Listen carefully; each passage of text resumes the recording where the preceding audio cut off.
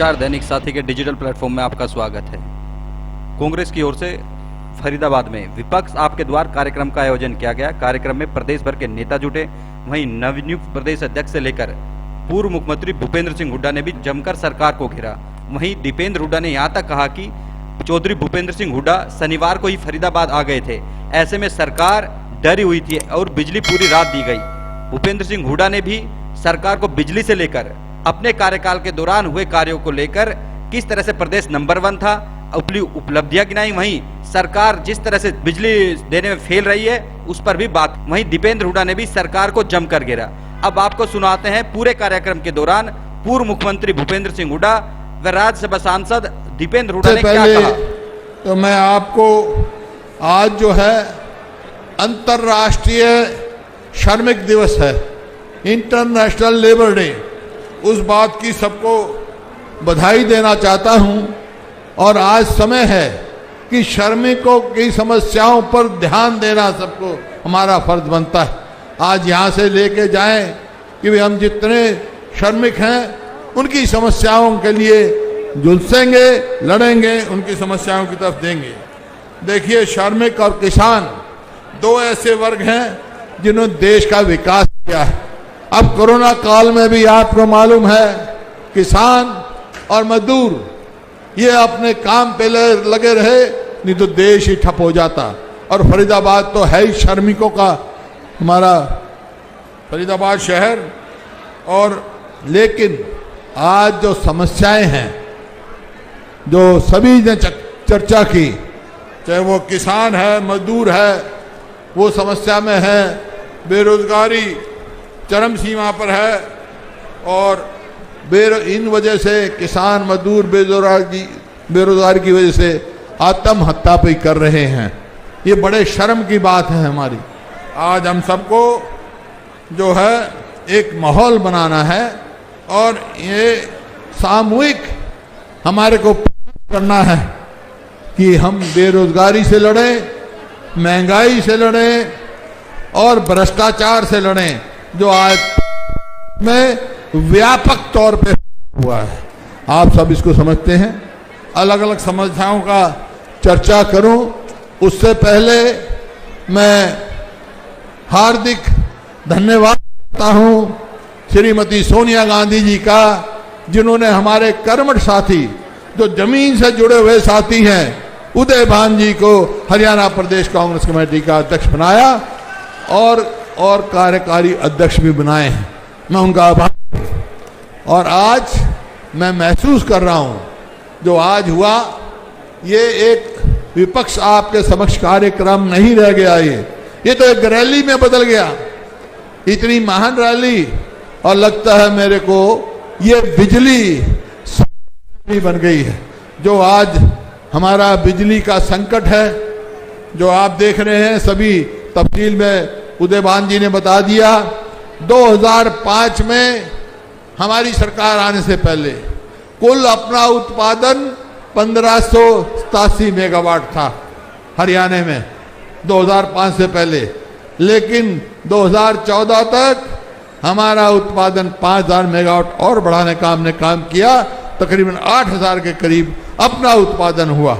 और कुल उपलब्ध बिजली जो 2005 में सारी सोर्सेज से, सारे समझौतों से, सेंटर से, सबसे 4000 मेगावाट उपलब्धि। 2014 में हम कोई तकरीबन 11000 मेगावाट बिजली छोड़ के गए थे, हरियाणा में सरप्लस थी। आज कितनी मांग है?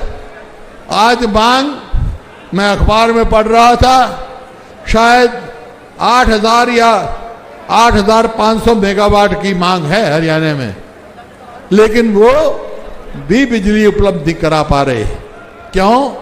क्योंकि जैसे उदयभान जी ने बताया, एनटीपीसी का जो प्लांट लगा जज्जर में, उसमें 750 मेगावाट हमारी थी।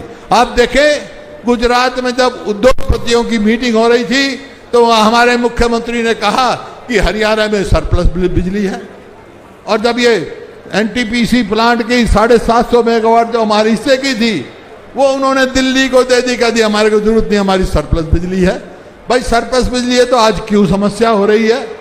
मेरा हरियाणा सरकार से यह आग्रह है कि बिजली की सारी समस्याएं पर इशू करें, पता लग जाएगा ये कौन जिम्मेवार है जो आज इतनी संकट में हरियाणा गुजर रहा है। मैं खुद नाम कहता हूं, इसकी पूर्ण रूप से इस सरकार की नाकामी और दूरदृष्टा नहीं, सरकार जिम्मेवार है इसकी। इसी प्रकार से जो प्रदेश प्रति व्यक्ति आय में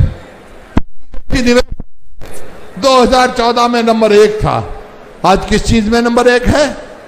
बेरोजगारी में। आज नंबर 1 है महंगाई।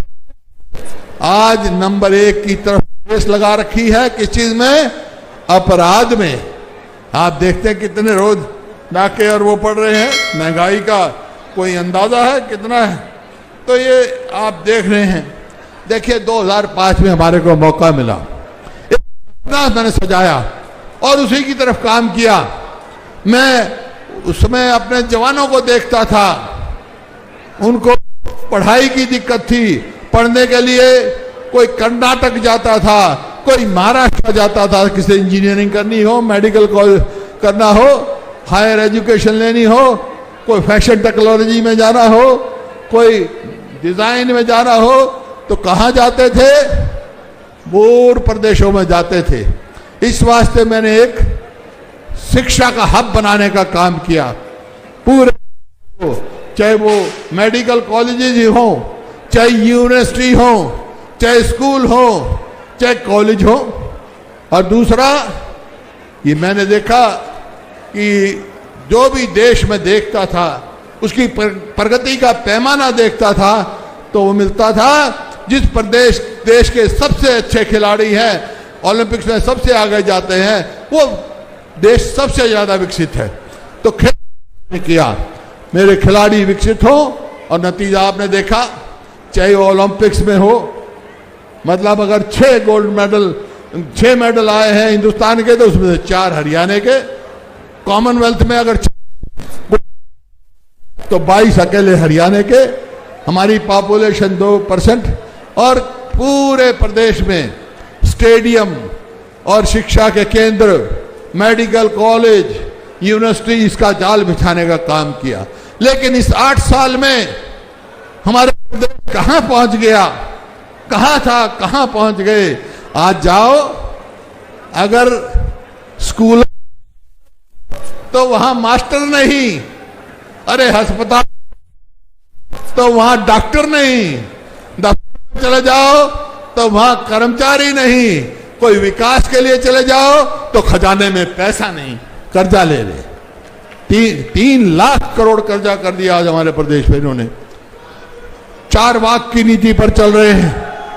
4 वाक कहता था कर्जा लो, घी पियो, मौत करो, मरने के बाद कौन पूछेगा, उस नीति पे चल रहे हैं। ऐसा नहीं चलने देगा। मैं आज दावे से कह सकता हूं, आज की सभा को देखकर, आपकी भावना को देखकर, आपकी की आंखों में आंख देखकर, आपके चेहरे देखकर मैं दावे के साथ कह रहा हूं कि बदलाव की तरफ हरियाणा चल चुका है, करवट ले है। अरे ये तो अभी ट्रेलर है, फिल्म है, ये मैं कहने के जा रहा हूं। मेरे को, मैं ज्यादा नहीं लेता, मेरे को तो आखिर में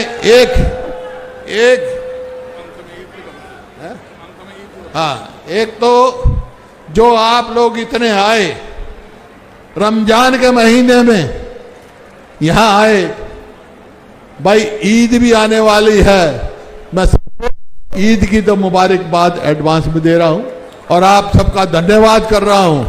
इतने जनसंघ में आए, 36 बिराद आए और सभी आयोजकों का, जो हमारे फरीदाबाद के हैं जिनका मैंने नाम लिया, उनका भी आभारी हूं। दिन रात मेहनत करके इतना भारी यहां भीड़ इकट्ठी करी। आखिर में मैं एक ही बात कहता हूं कि जो हमारे शहस अहमद थे, उन्होंने एक बात कही थी, वो मैं कह के जा रहा हूं, समझ जाना आप मैं क्या कह रहा हूं।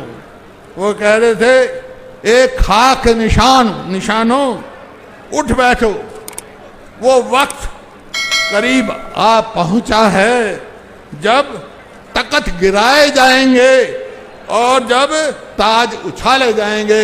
ताज उछालने के लिए तैयार हो आप इस सरकार का?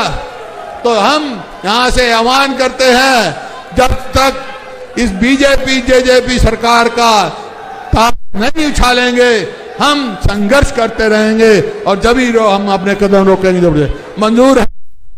हम बता दो। बहुत बहुत शुक्रिया चौधरी साहब।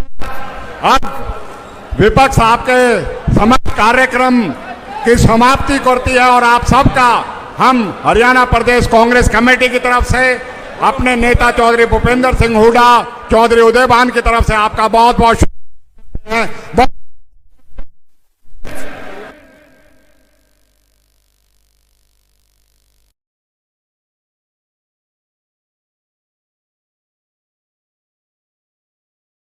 राम राम जी सबको।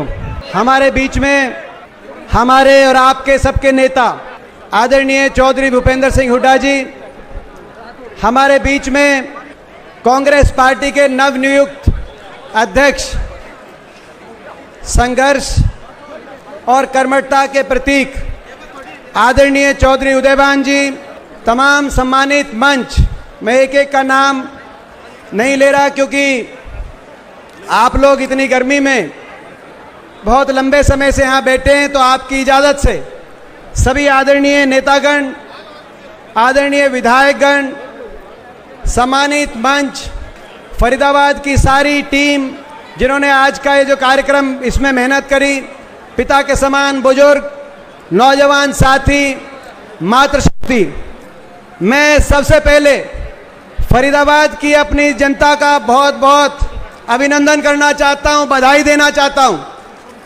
आज तक मैं नहीं मानता फरीदाबाद में इतनी बड़ी जनसभा मैंने अपने जीवन में पहले कभी देखी है।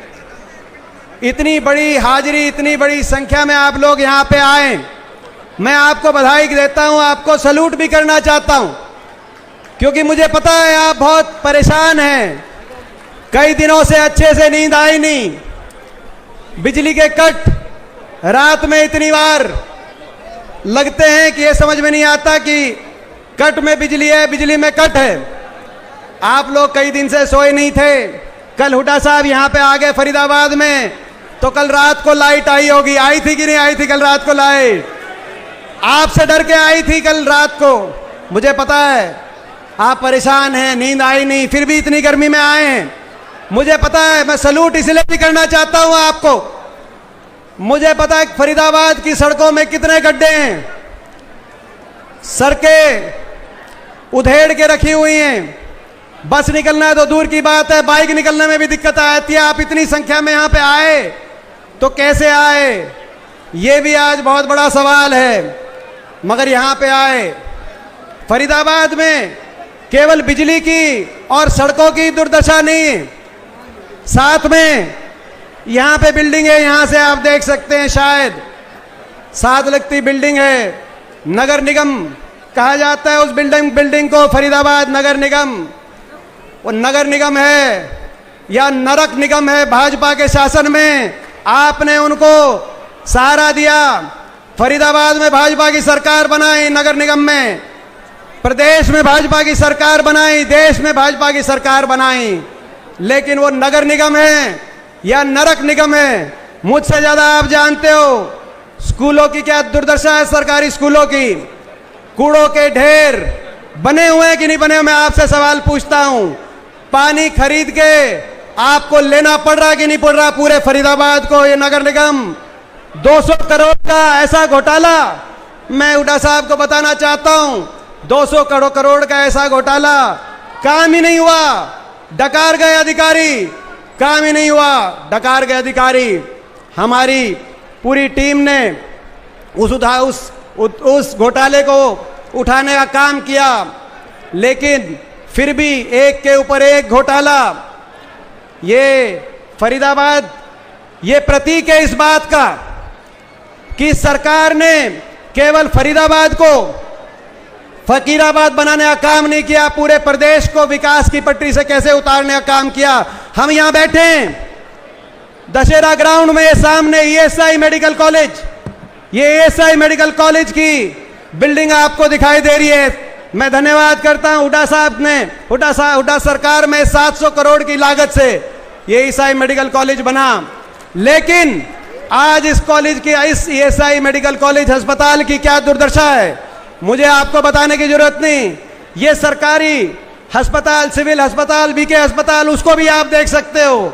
आज कोई मरीज चला जाता है, पट्टी तक के भी इंतजाम नहीं, रेफर कर दिया जाता है मेडिकल स्टोर से, पट्टी लेके आओ, इतने खून बहता रहे और उसके बाद आपकी पट्टी की जाएगी। फरीदाबाद एक समय आपको मैं याद दिलाना चाहता हूं, 2014 से पहले जब आपकी सरकार थी, कांग्रेस पार्टी की सरकार थी, यही फरीदाबाद, इस फरीदाबाद में चाहे वो ईएसआई मेडिकल कॉलेज बनाओ, चाहे वो वाईएमसीए विश्वविद्यालय यूनिवर्सिटी बनी हो, चाहे दिल्ली बदरपुर फ्लाईओवर जिसकी वजह से फरीदाबाद दिल्ली से कट गया था, बदरपुर का फ्लाईओवर चाहे बनाओ, चाहे मेट्रो आई हो, चाहे फरीदाबाद से मथुरा तक 4 लेन की सड़क बनी हो, चाहे फरीदाबाद नोएडा की तरफ का बाईपास बनाओ, चाहे गुड़गांव की तरफ 4 लेन सड़क बनी हो, चाहे वो आईएमटी पृथला के अंदर आईएमटी और औद्योगिक क्षेत्र स्थापित किया गया हो। मैं पूछना चाहता हूं इस सरकार से, क्योंकि आपने तीनों जगह इनकी सरकार दी है, फरीदाबाद में केवल गड्ढों, भ्रष्टाचार, बिजली कट और कूड़ों के ढेरों के अलावा इस सरकार ने क्या दिया? 8 साल हो गए। कोई अस्पताल बताएं, कोई विश्वविद्यालय बताएं, कोई मेट्रो की लाइन, एक खंबा भी आगे मेट्रो को लेके गए हो तो बताएं। और एक फरीदाबाद की बात ही नहीं है, दुर्भाग्य की बात यह, इन 8 साल में इस सरकार ने प्रदेश को विकास की पटरी से उतार दिया। जो प्रदेश 2014 से पहले विकास में नंबर 1 था, विकास दर में हम नंबर 1 थे, प्रति व्यक्ति आय में नंबर 1 थे, निवेश दर में नंबर 1 थे, खेल खिलाड़ियों के मान सम्मान में नंबर 1 थे, कृषि उत्पादकता और किसान के हकों के फैसले में नंबर 1 थे, गरीब आदमी के राहत के फैसलों में नंबर 1 थे, खुली छुट्टी बोलकर देश में सबसे ज्यादा पेंशन हरियाणा में थी, प्रदेश को नंबर 1 का प्रदेश माना जा रहा था। आज वो प्रदेश 8 साल की भाजपा सरकार के बाद बेरोजगारी में नंबर 1 प्रदेश पहुंच गया। सबसे पीछे, सबसे ज्यादा बेरोजगारी देश में कहीं है तो फरीदाबाद और हरियाणा प्रदेश में है। बेरोजगारी में नंबर 1, महंगाई में हम नंबर 1। पहले डीजल पेट्रोल हरियाणा में था, वैट सबसे कम थी, अब सबसे महंगा डीजल पेट्रोल हरियाणा के अंदर है। भ्रष्टाचार में नंबर 1 आज देश के अंदर। कोरोना काल में जब देश अपने घरों में आइसोलेशन में, अपने घरों के अंदर लॉकडाउन हो रहा था, तब भी नहीं बख्शा। जब रेडी वाले को 6 बजे के बाद चालान देना पड़ता था, रेडी लगा नहीं सकते, लेकिन शराब के ठेके खुलवाने का काम इस सरकार में हुआ। शराब घोटाले से लेकर खनन घोटाला तक, फरीदाबाद निगम घोटाले से लेकर ग्वाल पहाड़ी और मेट्रो घोटाले तक, एक के बाद एक घोटाले, भर्ती घोटाला, एक के बाद एक भर्ती घोटाला, युवाओं को बेरोजगारी की तरफ झोंक दिया इस सरकार ने। अपराध में नंबर 1, महंगाई में नंबर 1, बेरोजगारी में नंबर 1, ये देन है बिजली कट में भी नंबर 1। मैं देख रहा था अखबार में, कल अखबार में आया हुआ था देश में बिजली संकट है, लेकिन सबसे ज्यादा अगर बिजली कट की कहीं समस्या है तो वो समस्या हरियाणा के अंदर सबसे लंबे कट हो रहे हैं। बिजली कट में भी नंबर 1 पहुंचा दिया। 8 साल से एक बिजली का कारखाना नहीं लगाया।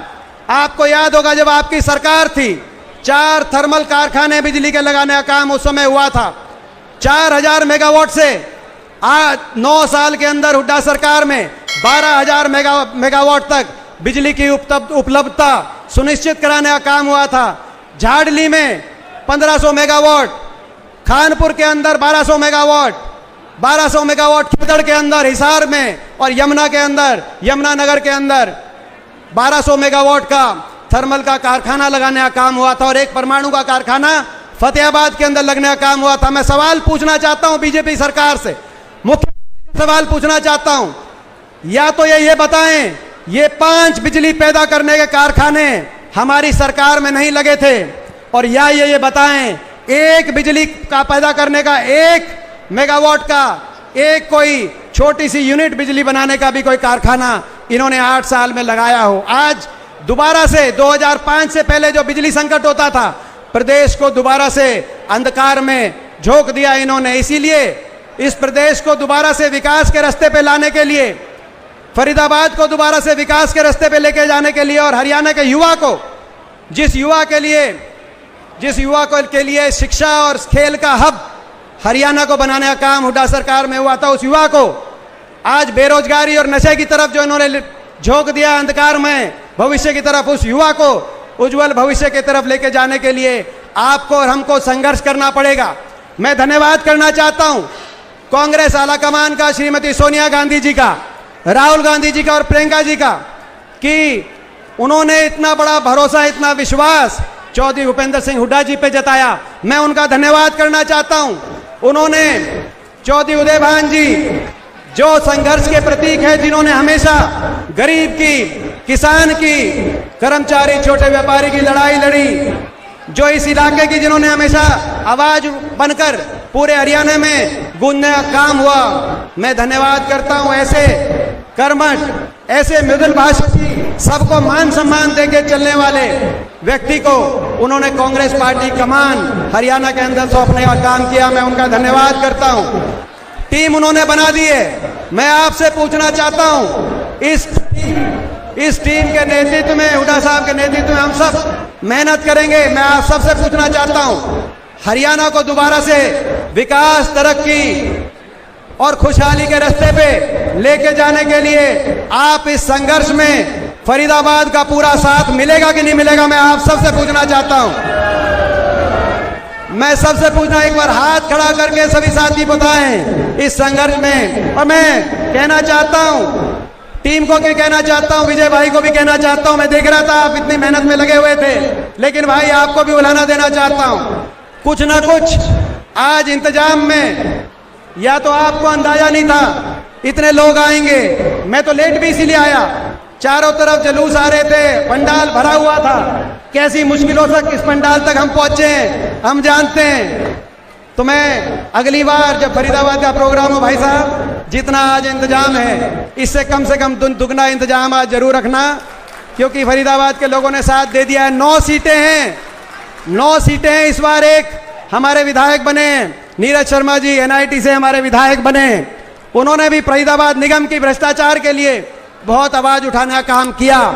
मैं आप सबसे पूछना चाहता हूं, भाई इस बार तो एक आवाज है फरीदाबाद से, अगली बार 9 में से कितनी सीट आएंगी फरीदाबाद की? कितनी आएंगी? ये पक्की बात। मैं ये कह रहे हैं अगली बार साथी दे दियो, मगर पंडित जी अगली बार आपने जो वस्त्र वाला संकल्प लिया है, जो आपने वस्त्र वाला निगम में भ्रष्टाचार संकल्प लिया है, अगली बार ऐसी व्यवस्था देनी कि भाई बढ़िया बढ़िया कपड़ों में पहन के आप भी चंडीगढ़ जाओ और किसी को उस तरह का संकल्प लेने की जरूरत। तो इन्हीं शब्दों के साथ, इन्हीं शब्द मैं एक बार मैं सारी टीम का मैं एक का, क्योंकि इसमें मैं एक बार आप सबका धन्यवाद करता हूं और अपने नवनियुक्त अध्यक्ष जी को बहुत बहुत शुभकामनाएं देता हूं। हम मिलकर संघर्ष करेंगे, हरियाणा में बदलाव लेके आएंगे। इस जो भाजपा और जजपा की लुटेरी सरकार जो चंडीगढ़ में बैठी है, इस सरकार को सत्ता से बाहर करके आपकी सरकार, फरीदाबाद के आम जन की सरकार, फरीदाबाद की जनता की सरकार और हरियाणा के आम जन की सरकार चंडीगढ़ में स्थापित कराने का काम करेंगे। बहुत बहुत धन्यवाद। जय